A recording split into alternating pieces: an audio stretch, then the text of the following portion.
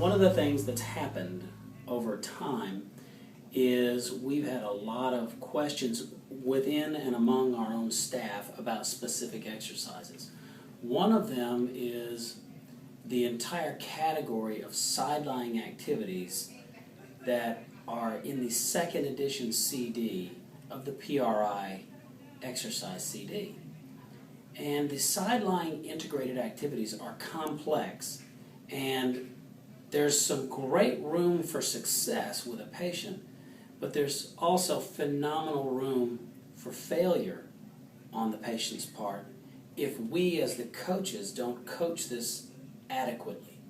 So we were having a discussion in one of our regular staff meetings, and it prompted an ensuing demonstration of a particular exercise that you'll see outlined in a moment. It's my hope that the spontaneous video that we shot will somehow be helpful to anybody that's viewing this video that we have since edited and tried to make it a little bit better of a learning tool for our own staff. So hopefully you'll get something out of this too. If we're looking at the patient, what leg is abducted right now? Right. Okay, how many say right leg is abducted? Okay, 1, 2, 3, a handful. How many say the left leg is the abducted leg? How many don't want to vote? Because you're a bunch of chickens. All right, so if we look, now I want you to look at this model. I'm going to put this model here. All right, Megan, you hold that leg up as though it's the leg on the stool. I'm going to bend this leg. Okay, so Megan is lying here right now. Now looking at this model, which leg is the abducted leg? And I'm going to give you a hint. Here's midline. Yeah. Which leg is the abducted leg? The bottom one. The bottom leg is the abducted leg because it is away from midline. Do you see that? So if the right leg isn't the abducted leg and the goal for treatment is to abduct the right leg, what should this patient do right now with this leg? The answer is nothing. Nothing. What should the patient do with their midline? Move that sucker. So she's going to take and move her midline this way, which immediately abducted her right leg away from midline by moving the midline away from the right leg. Does that make sense? So what then would take this midline and move it like that? Left abdominal wall. And it's going to work in conjunction with the only other muscle that's even thinking about shortening in this maneuver. And that would be glute medius. Does that make sense? So she's going to marry together her left abdominal wall with right posterior fibers of glute medius. By doing an inhalation, and when she exhales, she's going to reach with her right leg as this glute medius shortens and as her abs shorten. So she would kind of go breath in, breath out, and reach. And we'd see that shorten and we'd see this shorten. Which means right ab wall would then lengthen, right? Okay, so now let's do it real life. First, we got to put her in position. So let's take a sidebar and talk about position for a minute. So if she's in side lying, we should see her ankle, her knee, her hip, her shoulder be lined up.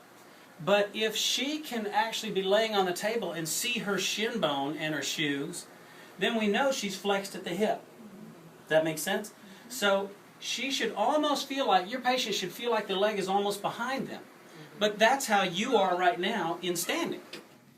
Okay, we are shooting this on a different day, obviously, and I'm wearing a different colored shirt, but I think it's worthwhile to do it because this video will be cleaner than the previous video that we shot on that spontaneous day when we were doing that in-service.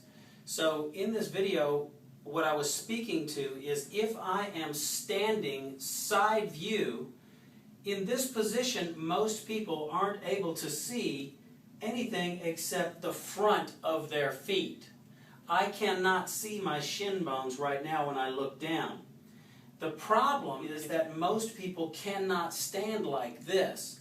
What they'll do is engage paraspinal musculature and hip flexor musculature and inhibit gluteals and hamstrings, which immediately allows their pelvis to anteriorly tilt.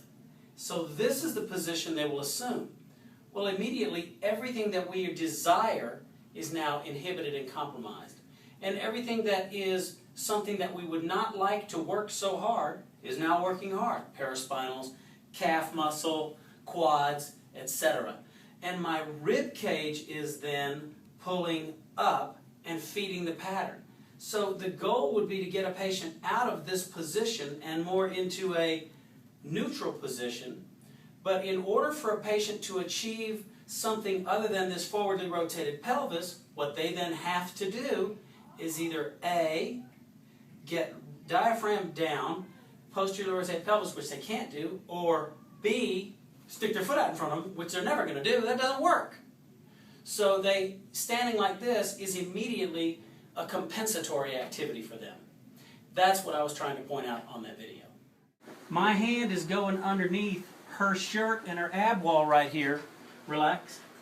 Because what I want to see is, can Megan shorten her left abdominal wall while she reaches with her right side? So I want to feel what she's doing with her abs. All right, take a breath in. Breathe out and do the best you can to reach right there. She may have arched her back, so let's think triplanar zone of apposition. She's got frontal plane activity right here. Do you have any muscle group working right in here? So not much happening here.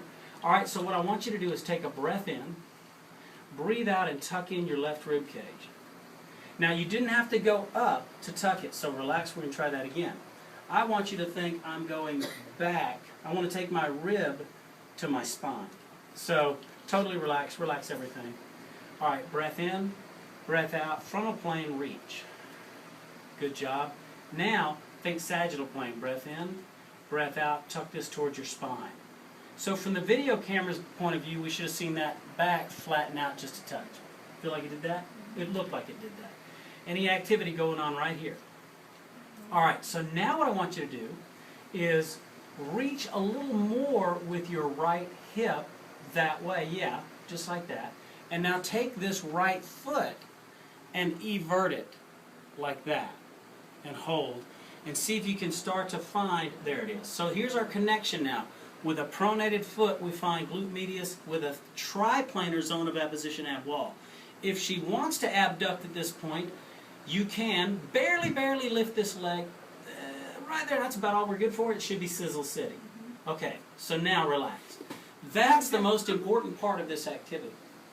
When she internally rotates or adducts the left leg, it has to happen with this going on. Does that make sense?